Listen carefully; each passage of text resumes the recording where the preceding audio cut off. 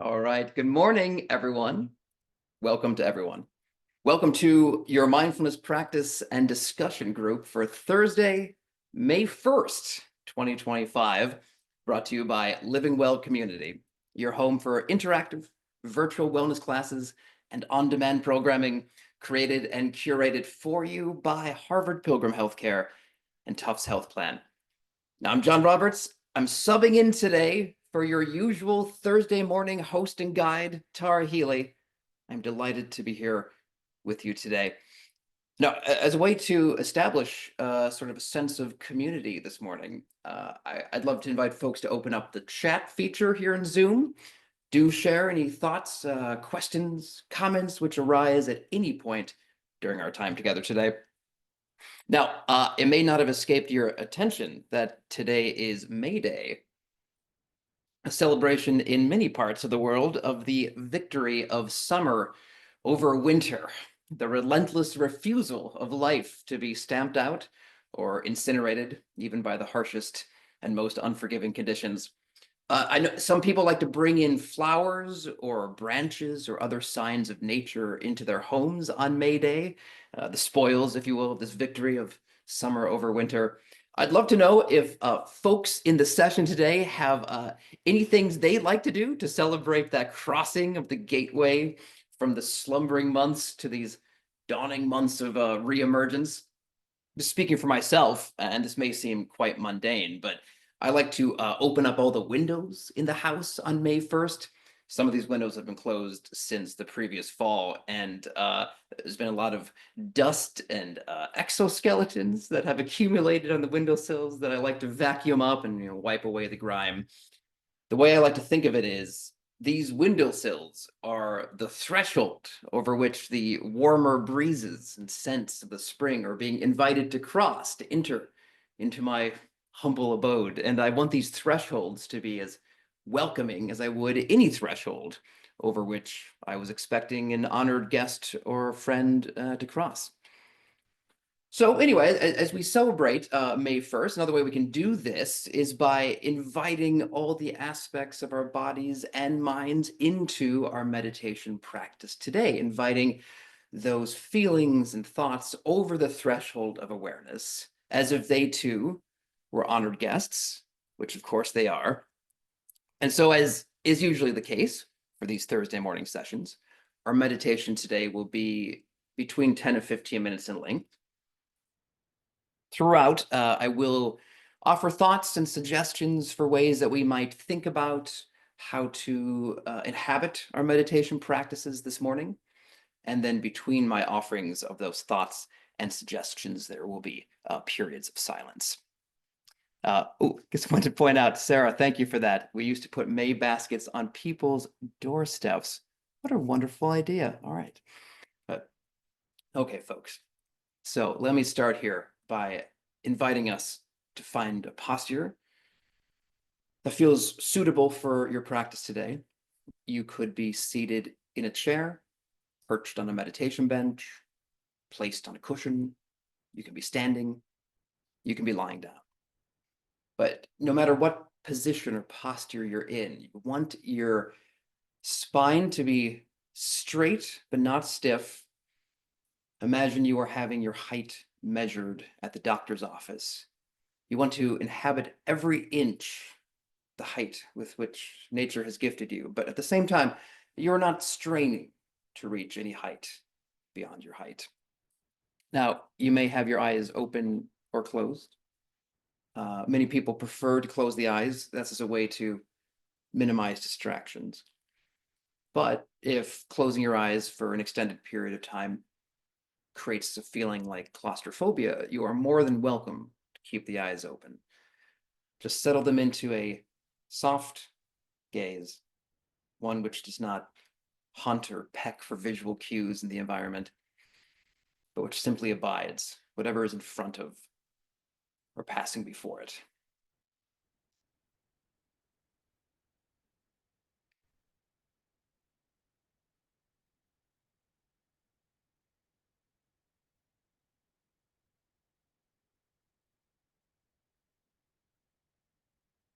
You may place your hands at rest. They may be palm down on your knees or thighs. Some people like to arrange their hands in a particular shape in their laps, sometimes referred to as a mudra.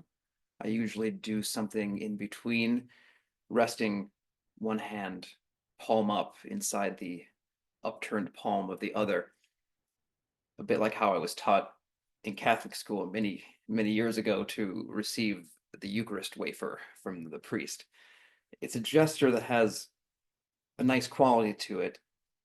It connotes a stance of humility as though you are making an appeal, both hands visible, showing I'm not a danger, I'm hiding nothing.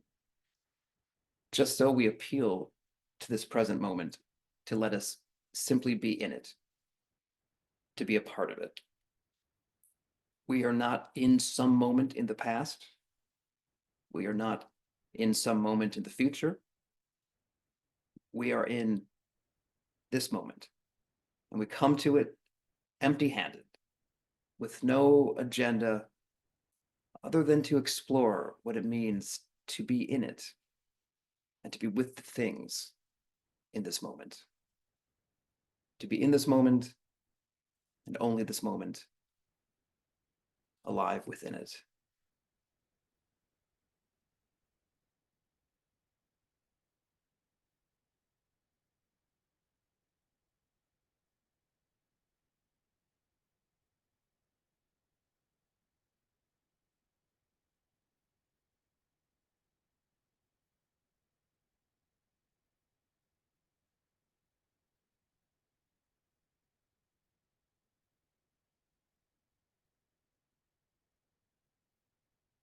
I want you to take a very deep breath in, very deep, allowing the breath to travel to the extreme points of the body, the fingertips, the toes, like an air mattress swelling to its seams as an air pump floods it with air.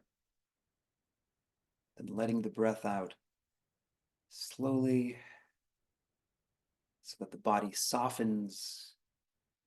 It retains its shape, retains its bearing, its strength, its stability. Doing that once again, breathing in very deeply,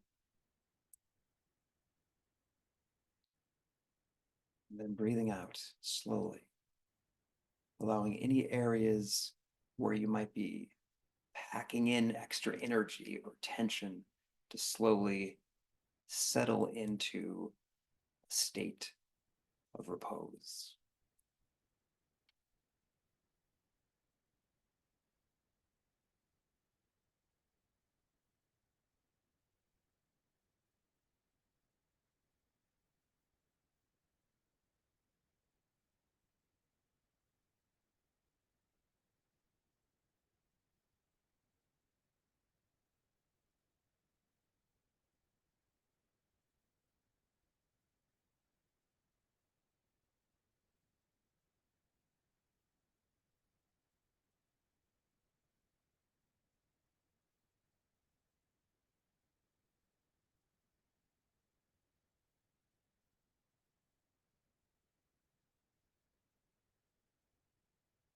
Take a moment to locate any lingering pockets or packets of tension anywhere in the body, in the jaw, shoulders, hands, feet.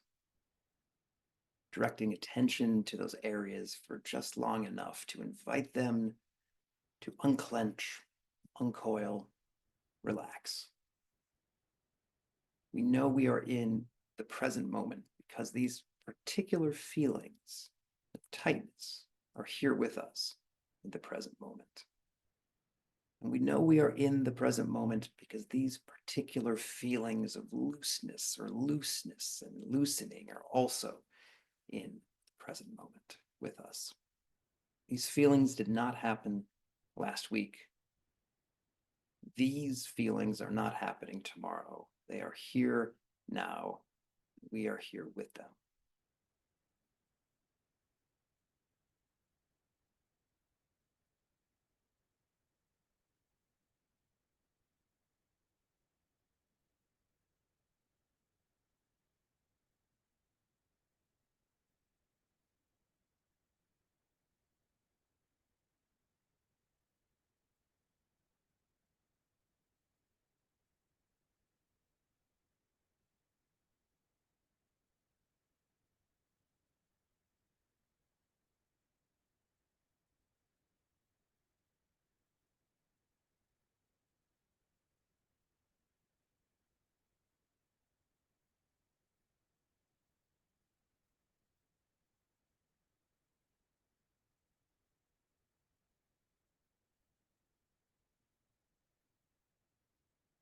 Now, I would invite you to find the motion of the breath wherever it feels most approachable this morning. This could be at the nostrils, across the upper lip, between the lips. If you have a cold and breathing through the nose feels cumbersome, you may detect the breath at the belly, or even as a pulsing sensation somewhere else in the body. Keeping in mind, we are not policing the breath, not forcing it, not cajoling it to behave in any special way. We are simply observing it, bearing witness to it, standing back in appreciation and awe of the beauty and the solidity of its movement. Like we might admire the top branches of a tall tree swaying slightly in the breeze. We know we are in the present moment because this breath, this breathing is in the present moment. This breath is not taking place yesterday. This breath is not taking place tomorrow. This breath is taking place now. If you know that you are breathing, then you know you have done it. You have achieved touchdown in the present moment. Welcome. It is good to have you here in this moment.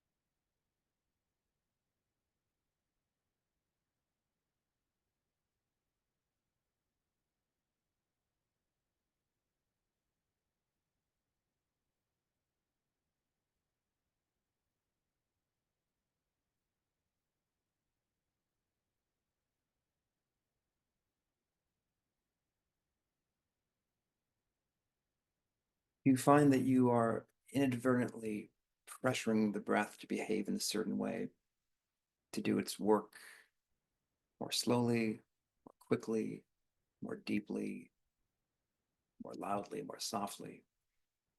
It may be useful to take an extra step back and lean into some other supportive aspect of your immediate environment. This could be a physical sensation, like the feeling of your feet upon the floor, firmly establishing your body in this place and in this moment. Could be a sound. Sometimes when I realize I'm fighting the breath, pushing and pulling at it instead of just allowing it to be, I take a moment to lean back into what I perceive as the whoosh at the base of my ear cavity. It's a river of sound beneath the sounds I am typically aware of. And after resting my attention upon this reassuring whoosh, which presents itself as part sound and part sensation, I find that when I return my attention to the breath, I am more content to observe it instead of trying to control it. I'm able to remember that the breath knows what it's doing. It's been doing this work for years. It knows its business well.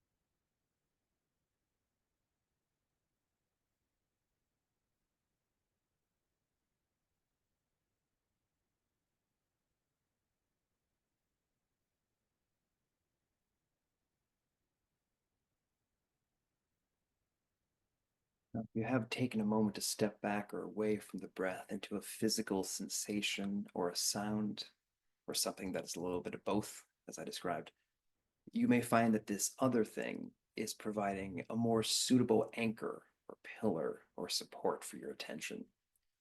And if that is the case, you may think, I'd like to stay here. I have found my harbor.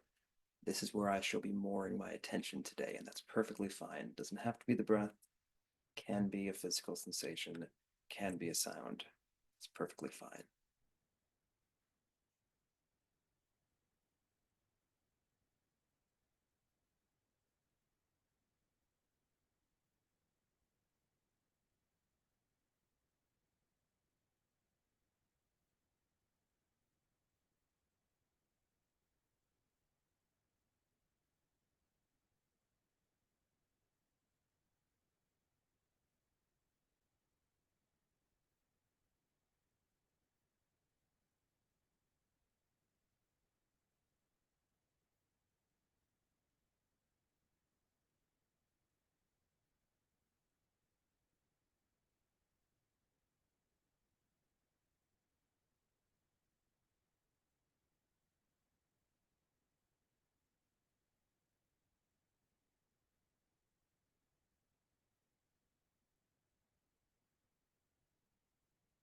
As we sit doing this meditative work, we will invariably notice thoughts entering on the edges of awareness, sometimes centering themselves in awareness, sliding between us and our anchor or our pillar, the breath, the sensation, the sound, like the moon slides across the sun during a solar eclipse. When we feel this happening, we gently move the thought along, but just like we might unhook a leaf from the shore so that it can continue drifting down the brook. Or we wait until the leaf, the thought, just shakes itself free and passes along back out of view.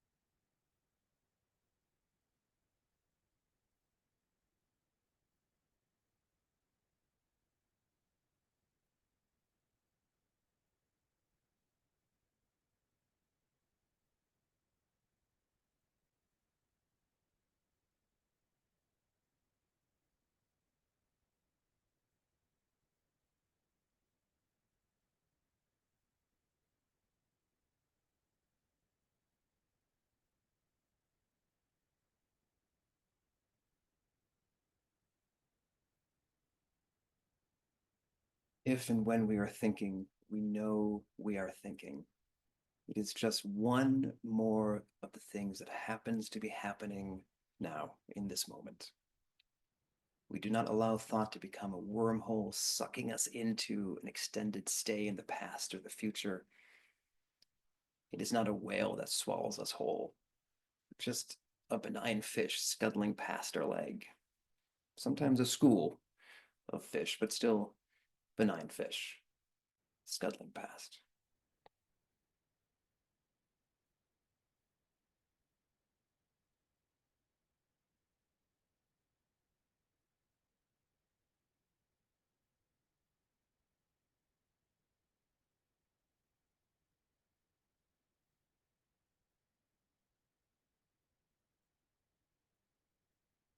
In a moment, I will count backwards from 5 as a way to close the meditation.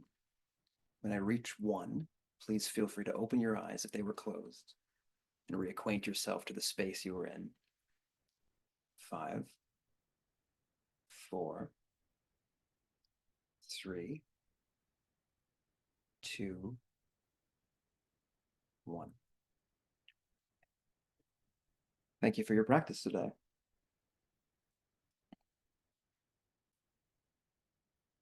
You know, I grew up in the late 80s and 90s, and so one of my reference points is the sitcom Seinfeld, which I know most people probably know. And sometimes when I think about the thoughts that enter my mind during meditation or any point of the day, I think of them as like the characters on that show. Um, some of my thoughts have this like gleeful, eccentric energy, like Kramer bursting through the door. Some of my thoughts have an agitated, teeming quality, like George grousing about some perceived indignity.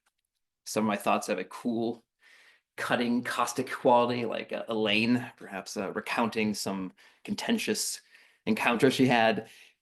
Uh, and it's important with all these thoughts that we don't indulge them as they enter, but we also don't cast them out. We are like Jerry.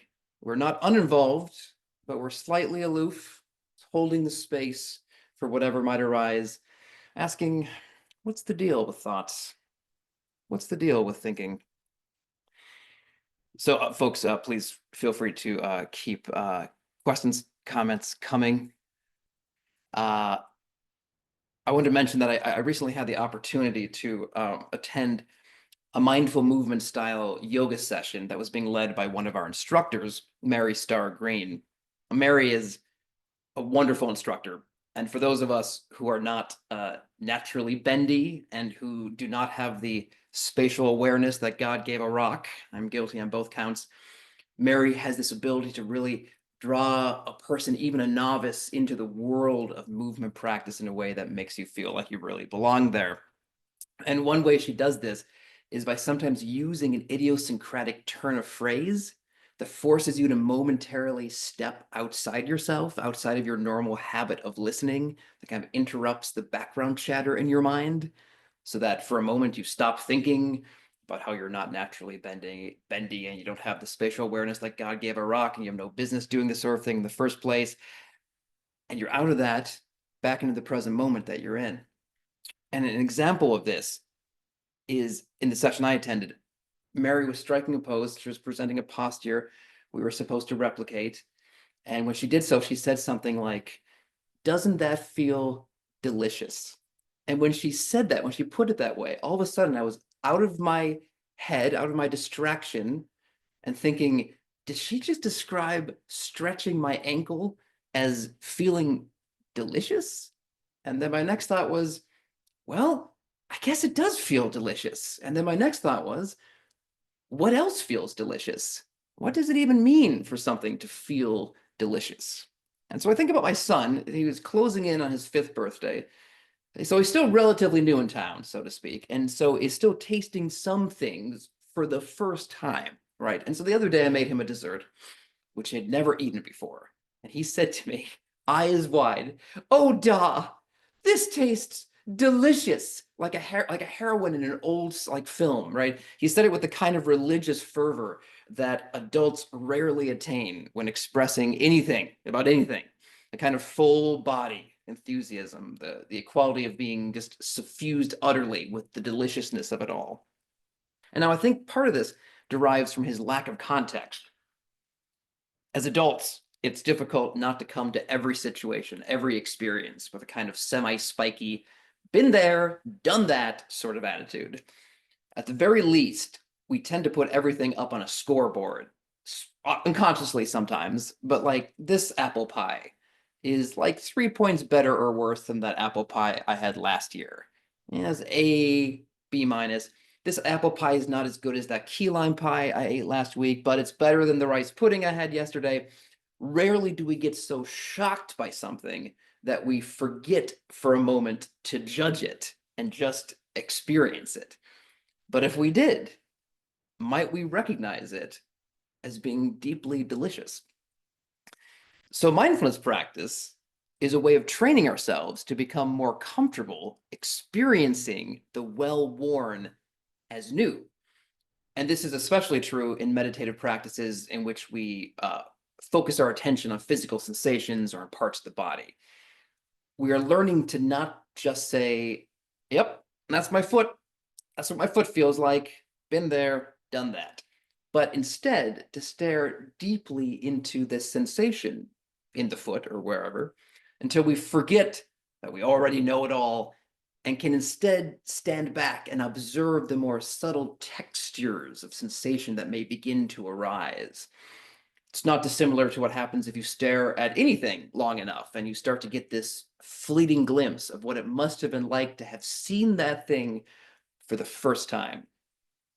When those subtle textures of sensation begin to emerge, even in something as old news as your foot or your finger, there is a sense of freshness or newness that clings to it, a sense of endless potential that borders, yes, on deliciousness. Now, it's not the case that we necessarily want to be walking around all day suffused with the sense that we're seeing everything anew, everything is fresh and wonderful, because of course it's important to fall back on the basics. We need to know that we have to stop at the red light without having to stop and think about it.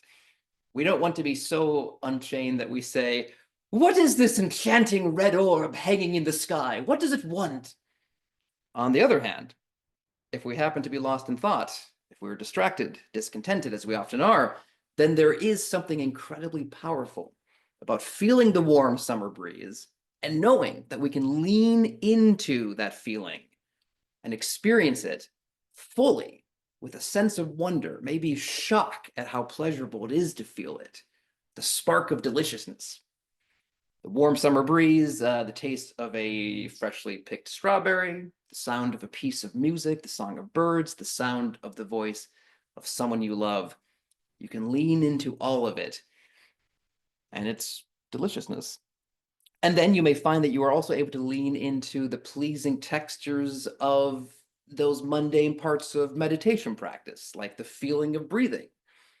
And later, as your concentration in meditation practice deepens, you may find that you're able to lean into the textures of the feeling of awareness itself, the feeling of being aware, of knowing what is happening in this moment.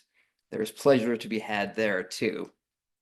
Which is not to say, caveat, that the point of meditating is to feel pleasure. That's the whole point of it. But finding meditation to be pleasurable, experiencing it as pleasurable, is going to make a person want to keep doing it. And that is a good thing, because when you keep doing it, your practice will deepen, the benefits of mindfulness in your life will naturally become amplified. And so the question could arise, if we come to experience pleasurable things more deeply, is it not the case that we also experience unpleasant things more deeply? And that is, to a certain degree, true. Mindfulness does entail experiencing every piece of the human condition. Nothing gets suppressed. But one of the reasons we practice leaning into positive feelings is so that when the challenging feelings and experiences do arise, they don't totally blot out the sun, but they can be held and tempered by the goodness that we can find in the world surrounding them. We can draw energy from the sweetness of life as a counterweight against those moments that just sit less sweetly upon the palate. So thanks so much for all the comments. Timothy, the movie Ratatouille taught me to really focus on the taste of food in a mindful way. I love that. And you're also giving me my viewing for the weekend. Thank you for that reminder. Folks, I'm going to put into the chat here a couple links. Just, we have a whole host of wellness classes that we offer through our Living Well community. There's a cardio dance class happening this afternoon at 5:30 p.m. So that could be a great counterbalance to the life of the mind that we're sort of exploring here today. You can get into a little bit of dancing it out. But folks, thank you as always for your participation. It's been wonderful to sit with you this morning and practice with you. And I do hope to see you all again very soon. Thank you.